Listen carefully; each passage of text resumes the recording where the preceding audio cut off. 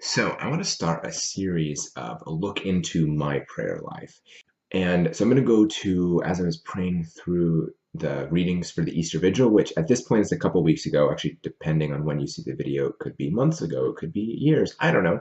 But anyway, so that's what I'm reading through. And a lot of times my prayer is fairly dry, especially images. I don't usually get some sort of image. Like it's hard for me to even visualize the Bible scene. But as I went through the responsorial psalm, a very interesting thing happened. So I'm reading through it, and I'm really struck by the line that the oceans are an adorning garment for the earth. I'm like, that's kind of cool. So I went back and okay, well, what does that mean? And then I started unpacking that all of creation was made for us, that it's basically this palace that God made for us. It's a temporary one. It's not our true home. Our true home is heaven, but still, He made it all so that we could delight in it. So then where I went with it next, I don't know why this image popped into my head, but it worked. So I kind of imagined this massively ornate dollhouse, and we were like a little tiny miniature dolls living there, God being the designer of it. So that He made a home for us and that we live in it.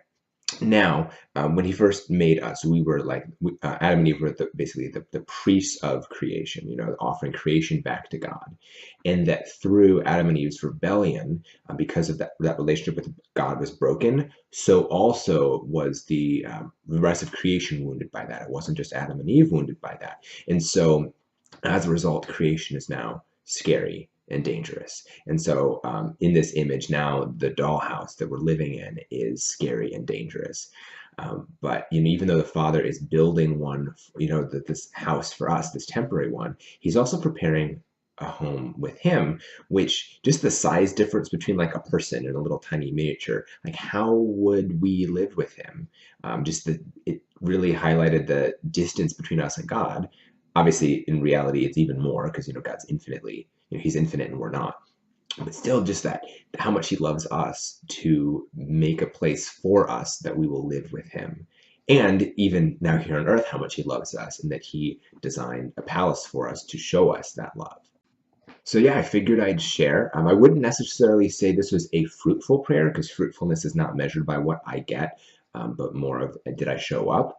But I would say it definitely was a prayer where God was giving me a lot, like a lot of His consolation. Like it can still be fruitful prayer even when it's dry, because how what we get isn't our measure of it. But anyway, figured I'd share. I might end up making this a series.